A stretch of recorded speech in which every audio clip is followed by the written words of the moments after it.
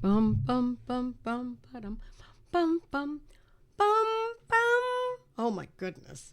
Bum, ba-da-da-dum, bum, bum, ba-dum, ba-ba-dum. Well, so now I'm over with the cold pretty much, but my voice is still not 100%. So it doesn't make sense for me to try to sing this. So I'm not going to do anymore. It's embarrassing. It doesn't sound good. And I don't want your ears to be hurt. Hi, Bob and Deb from Kentucky. Blessings from Yorktown. Hi from Australia. Monica and Rona from Ajax. Hi, everyone. Oh, my goodness. So good to see everyone. Hello. See, I'm not singing tonight. No, I tried. I couldn't do it. It just didn't work. It's not good.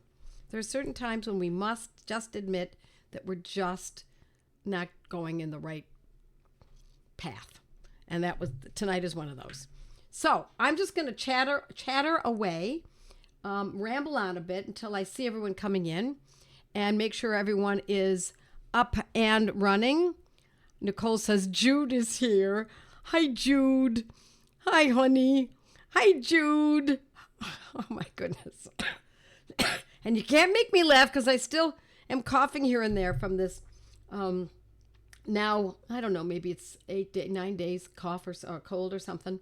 So, but that's just what we're going to talk about tonight. It's a subject that is important. It's important to all of us. And hello from Buffalo, says Joanne. Nice to see you. And from Palm Beach, that's Leslie. It's great to see everyone. A little snowy. I heard there is lake effect snow in Buffalo today. Big snowy. Hello from New Hampshire. So New Hampshire, so I guess it's going all over New England too. It's great.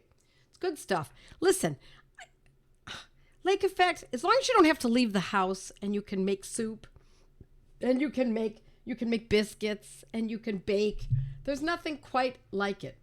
Hi, Susie. Susie B's got it too. Hi. Hi. Yeah, it's what everyone seems to have right about now. And I don't, look, I have to tell you, my friends, well, let's get started. Let me just say hello to everyone. For those of you who don't know me, my name is Joette Calabrese, and it's Monday night, which means that's why I'm here, because every Monday night we do this, 8 o'clock Eastern time, pretty much without fail. I've never missed one. The only time I've ever missed a Monday night live is when we've had technical difficulties, and I was there. The technical world was not.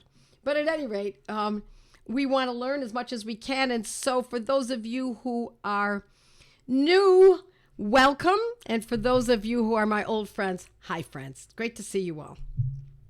So tonight we're going to talk about bird flu. And I have Floozy with me. You see, she's very shy. And, wouldn't you be shy, too, if your species was being killed off? She's very nervous. She's always nervous. And so she's going to sit with us for a little while today. But there's something going on with this bird flu business. This is how I actually feel pretty well. I don't feel sick. I just sound awful. So Floozy, her full name is Influenza, but I call her Floozy. And so, or Flu, you could call her Flu for short. She's going to sit on my lap tonight. And she's just going to join us for it because this is a conversation that she has particular interest in. And so have I. So do all of us. So, my friends, the flu, colds, bird flu, bovine flu. I actually have a cow with me tonight. Yes, bovine flu. To me, somehow this has something to do with... Let's see, what's the unifying thread between chickens and cows? Maybe, I don't know, American farmers, maybe? Could that have anything to do with this? Does it have anything to do with dealing with our family farms, etc.? I don't know. Just a thought. That's all it is, just a mere thought. And many of you have probably thought the same thing. Because, I don't know, we never have bee flu. Or how about snake flu? No, I don't know. We just don't see those. We always have, the flus are pretty much all related to our farmers and our food. So, yes, please be sure to share this. So, and I think it's important that we know how to approach this. So there are a couple different things that I'd like to talk about. the way that we approach this. One is that whether it's a flu that's related to Floozy, or it's a flu that's related to Daisy, or it's a flu that's related to it's what difference does it make what the source is? Does it matter? Do you think it matters?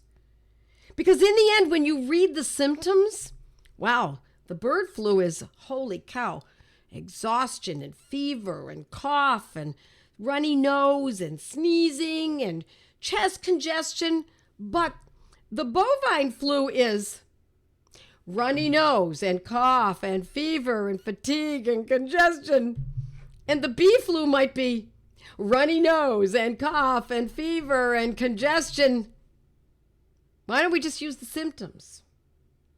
Because it all seems like pretty much the same thing. They say it's from a different source. We say, what difference does it make? Tell me what the symptoms are and we'll use those. So, I also have to tell you, my friends, that homeopathy, I find that homeopathy works so well with so many conditions. Eczema, we got you covered. Psoriasis, irritable bowel syndrome, premenstrual syndrome, menstrual cramps, arthritis, warts, you name it. Just about every condition, depression, anxiety, insomnia, fatigue, you name it. We can go through all the conditions that homeopathy has such a great reputation for dealing with. But when it comes to colds and flus, I don't find that it always is that easy. Like it's bam, you got it, you know. I don't find that to be so. Sometimes it does work that way, but sometimes it doesn't. And so I find that a lot of people who are fairly new to homeopathy, and even those who have been using it for some time, find it very frustrating because that's the thing that comes along most frequently in their household, are colds and flus and coughs. The second most difficult thing to treat, I believe, in homeopathy, generally, sometimes we can find just the right medicine for this, are headaches. So colds, coughs, flus, that's one category. And then headaches. Now, we know there's some great homeopathic medicines for headaches. And often we can do a lot of good work with that. But if those medicines that we have, that little cluster of medicines that we have that seem to be working time and time again, those are not acting for this particular person or for this particular headache, then it becomes a rather looming condition that can be a little more complicated. I don't want you to give up, my friends, just because I've told you this, but I want you to know that you're not alone. You're not alone in thinking that, oh my gosh, what is wrong with me? I can't seem to get this condition resolved. So, I have a theory. I'm not ready to disclose it. It's still kind of marinating in my thinking. I'm not alone in this, but I have a theory about why it is that these colds and flus can be a little more difficult to treat. So, but let's start with what I did and what really did make the difference for me, whether it was the bird flu or it was the bovine flu or it was a bee flu or a snake flu or whatever else that kind of flu it was. It doesn't matter. Maybe there's, I don't know, soon there'll be a butter flu. I mean, I've got a lot of props here. We can go through a lot of stuff. So the point is that why are we allowing the name of it to determine what remedies we need to use? So instead, I'll tell you what I used, and it did help me. In the very beginning, when I wasn't feeling so, and I talked about this last week, I used aconite and bryonia. It kind of helped for a while, but then I had a very bad sore throat. It was quite burny, painful, thick feeling. Could barely speak at all. I mean, I could barely get a sound out. I sounded quite sick, and I didn't feel very well at all. And then I used, what did I use? I used, it's going to come to me in a minute. What did I use then? It must have been, well, tell me. You guys are going to remember better than I am. I think I used Tell me. My friends, I'm drawing a blank. Yes, Merc Sol. Thank you very much. It was Merc Sol. Mercurius Sol. Merc Sol is exactly what I use. It was a 30th potency. Took a couple doses and it was gone. And I was much better. Now, what I've also been using lately is, and I'm going to use this, I'm Floozy's here to show us, to demonstrate how I like this medicine that I've been using in the last couple days. And I insert it in here, and I don't know if you can read it. Can you read that? Chestol. I really like this remedy. It's a combination made by Boron. Boron is not paying me to say this. I like this remedy. What can I say? I've heard about it from students and clients, and I tried it myself, and it really has made a difference. What about bronchitis? Well, bronchitis is, and I have written about bronchitis. Look it up. Joette Calabrese-bronchitis. And so, regardless of what the condition is, we have a homeopathic medicine for it. And bronchitis is often, I'm just going to run through these medicines for you right now. Look at that poor chicken. Yes. Shannon says, yeah, it's a great combo remedy. I love it. Chestol was great for my mom's cough during COVID, says Pamela. I love that remedy, says Christy Tanner. Yes, I should say I used the sepia once a week and bioplasma daily. Hepar and belladonna. Oh, look at all the remedies everyone's coming up with that they have been using. And it helped my mom's cough with the latest flu. Now, here's the thing. I'm still coughing here and there, but are we trying to get rid of the condition, or are we trying to get rid of the symptom that helps clear out the condition? Well, probably both. But I want you to remember, my friends, that when you cough, especially if it is a useful cough, a productive cough, in other words, you can get some fluid out, that is a good thing. We want it to remove the mucus and release it. So I want you to think in those terms, that a lot of times people feel much better, their energy is returned, they're feeling fine, they don't have fevers long gone, all of that, all of the beginnings of the condition have abated, and then they're left with the cough that needs to help release. Also, they could be blowing their nose. Again, we want to make sure that we can get rid of the mucus, because the mucus is what's carrying out, I don't know, debris, whatever it is. It needs to be cleaned out. Now, I don't believe I caught this from anyone. I might have said that last week. I don't know anyone around me who was sick. No one around me since that time has gotten sick. I think it's because I put in too many hours of work. I did too much travel, and I don't mean vacation travel. I mean travel to meet with business meetings, and then to come down to Florida, etc. And I was very busy. I was up late, up early in the morning, and had a lot of obligations. And so I think that it did make the difference, and that's in my ability to withstand I guess it was stress. It's not horrible stress. I mean, there's a lot worse stress than what I was experiencing. But, it was a little tight in my time. Did arnica help your voice? Arnica montana, I've also been using in a 200 potency, my friends. We could put that in Floozy's mouth too. Arnica helped with fatigue. I really did feel much better when... Yeah, I know. It's really cute, isn't it? She even makes a sound. So, yeah, Chestol helped so much with a terrible cough, with a tickle in the throat recently. Yes, you were susceptible host. Yeah, I don't know that I was a host. In other words, I don't think anything landed on me.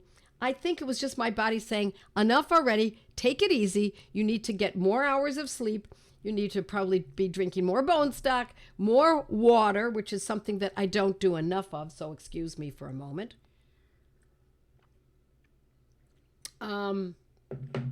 Alice says, when I cough, I'm still producing stuff, so I'm not trying to suppress it. Yes, but it's a problem at night. Well, Chestol is what helped me with the night cough, but also another one helped me with the cough, and that was Rumix crispus. Rumex, Rumex, Rumex crispus. Love saying that word, those two words. It's a great remedy for that. That was the one medicine that when I was coughing at night, it aborted it, stopped it right then and there. Now, I'm not telling you it's going to do just that, but if you look it up in your repertoire, you'll see that it is one of the more important remedies for ailments or coughing as a result of, or worse, from laying down. And that certainly is Rumex crispus. And I used it in a 30th potency. Regardless of which remedy, how do you treat so many wild birds? Wild birds. Oh, because the birds are apparently affecting the chickens. I have treated wild animals. You put the remedies out and they come and eat. Now, wild birds are different because they're migrating and they're moving around. But you could certainly treat your flock, right, with homeopathy. I would certainly, I had chickens that got very sick many years ago, and we treated the flock, and it kept them, a few of them died before we figured out what was going on, and then I used the homeopathic medicines. That article, actually I wrote an article about it. It was in Homeopathy Today back, oh goodness, it was about I'm going to say it was about 2012. My nephew works with chickens. Is there something he can do to treat them prophylactically? They culled thousands last year, and it would be great not to do that this year. I just wonder about all of that. Are they checking the chickens to see that they need to be culled? I don't know off the top of my head. And let me give that some thought about how the chickens can be treated, because I don't know. I've not read up on exactly what's occurring in the chickens. But I don't know. Do they get a cough and a cold and sneezing and fever like what they swear everybody else does too? I'm convinced that wild birds are having trouble because their immune systems are being suppressed by chemtrail particles, or pesticides, or we could keep going with this, or fluoride, or we could keep going. Ipecacuanha 30C for a choking cough. Nips it immediately for me so I can sleep. You bet. A choking cough, a gagging cough, Ipecac. You're absolutely right. It's one of the remedies that I teach on a regular basis. Let's see what everybody else is using. I heard that wild ducks are spreading the bird flu. I heard that, here we go, same thing again. I just hate to hear this about the chickens. It's awful. I have to tell you, my friends, I'm suspicious. What can I say? I want to know. I'd like to hear from you. Are the chickens dying? Are the wild ducks dying? Is this what it has come to, that all of a sudden now in the last, 10 years, animals are dying, and then it leaps from one species to another species? It goes from the chicken. They did say, I just read this morning, they say it's jumping from the chickens to the cows, and from the cows to us. Wow. Based on their theory, their thinking, and this is only a theory, nothing's proven, we're doomed. I can't laugh. If I start laughing, I'll really start coughing. Lots of children in families around here have the cough that makes that gag vomit. What potency? Ipecac 30. I would use a 30th potency of Ipecac. And I've actually used that. If it's bad enough, I use it every 15 minutes for the first hour, and after that, every few hours. Let's see. Is it trying to get everyone on a vegetarian diet? Good question. My left-sided sinus has been congested for 3 years since the you-know-what flu. Creates eye pressure, nasal wash, unclogs it, but next morning it's filled back up again. 3 years. Yeah. So my sense is that a lot of times these things can be something that is not, obviously this is not still the you-know-what flu. But if you look in the repertory, you will find under sinuses what medicines to consider for sinuses that are backed up. But one of my best medicines for that, if there's no pain, is sanguinaria.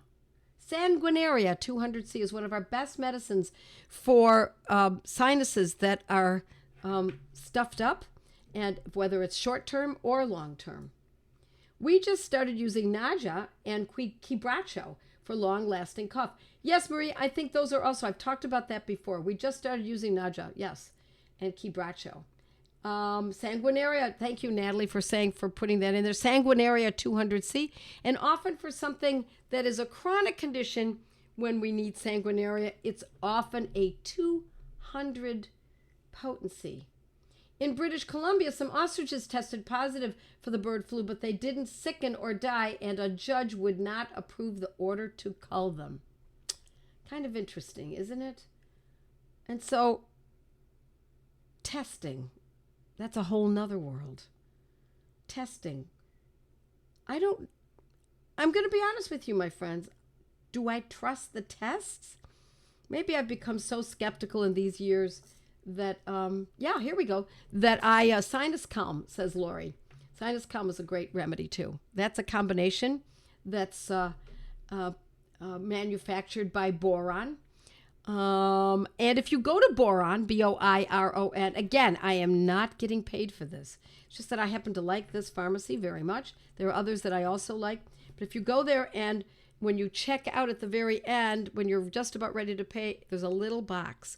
In the box, put my name, Joette, and you will get a discount. So I'm suspicious of tests, especially after the last 5 years. These kinds of tests, anyway. Certainly, there are medical tests that have value.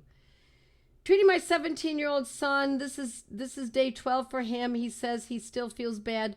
Came home from working, insisting these remedies don't work, insisting on going to the doctor.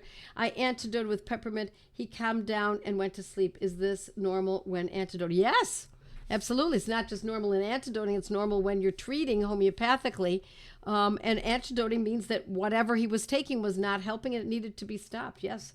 When someone goes to sleep in this kind of a situation, shortly after taking a remedy or being treated around the remedy by using mint, etc., that's usually a very good sign. More fear and seeking to control.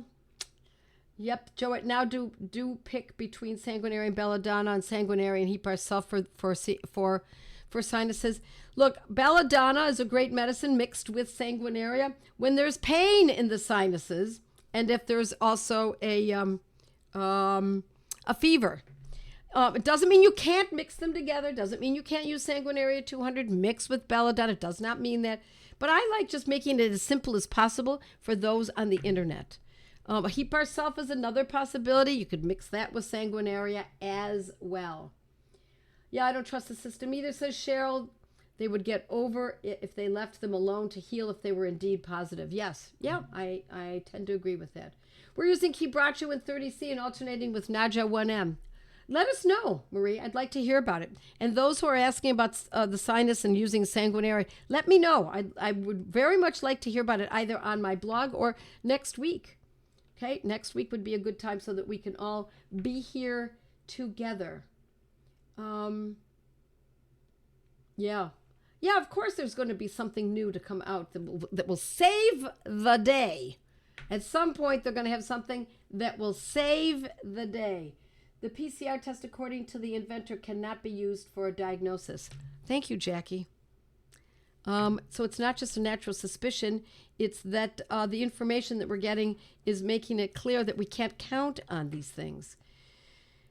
Yes, here we go. Yes, and the inventor, Carrie Millis, dies suddenly right before they got underway with the new, I'm not going to say the word. So I'll tell you, my friends, there's a lot of things to question. How often do you take sanguinaria? Once a day, twice a day? No, I would never use it only once a day. For if it was severe enough, probably twice a day in a 200 potency. Once in a great while, we might use it 3 times in a day if it's quite severe. Otherwise, I wouldn't. I would count it on twice a day. And as things improve, then we open it up. We taper away from the frequency, and we use it less frequently. Okay. Sinus headache, says Kimberly. Sinus headache. That pain that's in here, between the eyebrows. above an eyebrow, above both eyebrows, or starting on one eye, above one eyebrow and moving to the next. That remedy is, let's see if anybody knows. I have a lot of good students here. I've written about it. Joette Calabrese sinus. I think it's under sinus, but it was a blog that I wrote years ago. And it knocked it right out of the ballpark for me. Yeah. What about childhood with high up nasal crusts that bleed? Yeah. Well, I'm not going to go into everything. Thank you very much. I'm not going to go into each and every one of them, my friends. I'm sorry. We're going to try to stay on this sinus issue, the cold and flu. Yes, Kelly bicromium. Thank you, Kimberly. You're right. Nicole, Shannon. Yep. Kelly bicromium, says Irene. That's the medicine that I used that cleared up sinus pain that I had on a regular basis. And it's, as I said, it's generally here and above the eyebrows, sometimes between the eyebrows. And Kelly bicromium 30 is what I used, and it cured it. Something that I used to have chronically. For years I had it. Every time there was a barometric pressure change. Now, it does not mean that one needs to be exposed to a barometric pressure change in order for Kelly bicromium to be used. But Kelly bicromium is a medicine that's very specific for sinus pain, especially if the person dips their head down to pick something up off the floor and the pain is worse. That's how we know even more so that it's Kelly bicromium might be a good choice. All right, I'm 30 weeks pregnant, and on day 6 of the flu, I read the Battery Protocol this morning, Sanguinaria and Bryonia. That's another one. It's been working wonderfully today. Yes, Sanguinaria 200 with Bryonia 30 is another way to use Sanguinaria. So we have a lot of choices here, my friends. And if one is not acting, and you should see a change within the day or so. If you don't see enough of a change when it's an acute situation because the body's moving pretty quickly, then shift. And don't shift based on what you had yesterday. Shift based on what you have now. So, for example, when I had the sore throat and I used Mercurius Sol, I didn't stay with Mercurius Sol because it had already done its job. And then what the next condition that occurred for me was fatigue. I did not use Mercurius Sol for the fatigue, although I did use it for an extra, half a day, just in case, because Mercurius Sol can deal with fatigue. But if it's not improving, it's time to pivot. So I know that you're probably getting the idea, right? Let's see what else we've got here. More questions. If you can trust the test, remember what happened in the past years. I would like some help just recovering my energy. 3 weeks of this cough have left me feeling really weak. Yes, I know. And I will tell you something that has helped me, I think I mentioned earlier, was Arnica 200 has helped me with my when I feel fatigued from it. It's not the only one. We can also consider, certainly, do think of this, my friends. Think in terms of drinking a lot of salted water. An ounce of salted water, approximately an ounce, 2 ounces, something like that every hour. Loss of voice with a cold. I just wrote about that on my blog. Go to my blog, my friend. Kelly bicromium, you guys have all got it. I remember Joette said, Ferrum Phos is good to help your strength after sickness. You're right, Catherine. Ferrum Phos 6 and Calc Phos 6. You can mix them together. You can even put them in your water and take sips from your water. And those together, those two cell salts together are very good for convalescing. And that's really what fatigue is all about at the end of a cough. It is convalescence. I also have plugged ears and hearing loss since vid. And so I'm not going to go into that right now because there's a little more involved, but if you have a repertory, I urge you to use that. Ear pressure and popping. Homeopathic by boron worked wonders this weekend on my daughter for loss of voice with a cold. Here we go. Everyone's helping each other. It's really great. Loss of smell. There are a bunch of them. I have a blog on that. Joette Calabrese, loss of smell. I suffered chronic sinuses for 35 years and was constantly on antibiotics. Sanguinaria alone didn't work for me, but I needed to add Kelly bicromium 200 Hydrastis canadensis 200, heap ourself, and belladonna 3. Thank you for sharing that, Monica. Listen, friends, you can go back to this. These people who are discussing this are those who have tried this. So for those of you who are new, it really is valuable to go back and look at what other folks have recommended. Sulfur. Yes, sulfur is another one. I really like sulfur after a long period of time. I think it was Alice who just said 3 weeks or so of this. When a cold or a flu or something, a cough has been going on for an extended period of time, and it's just over 3 weeks is what I would call somewhat extended. Sulfur 30 once a day, sometimes twice a day, can do a lot of good for fatigue. So do consider that as well. That's one of my old go-tos. So you see there are lots and lots of choices here. Bridget says, are 12 cell salts in one better than a specific salt? No, I like the specific salt. I think it's better. It doesn't mean you would never use the all 12 in one, sometimes called bioplasma, from time to time, but it's better if you can target it in. It does make a difference. You'll get better results. Generally. Replying to Jessica, okay, let's see, you're helping each other. I had pneumonia and sweated like crazy. My blood test showed I was dehydrated and made Joette's electrolytes drink and drank a gallon of that, and I started feeling better. Yeah, and if you look up Joette Calabrese on my blog, electrolyte drink. It's what I talk about putting not just salt, but also yogurt or whey in it and the cell salts. Okay. Let's see what else we've got here. Anyone else commenting? What time is it? Oh, we're ending up. We're finishing now. I'm going to go to, do I have time, Perry? Go to your Mighties. Yes, I have time to go to Mighties. So I'm just going to say goodbye to everyone else. I'll just spend some time with Mighties, and we'll call it a night, and I'll see you next week, and we'll see how Floozy feels then. Bye, everyone.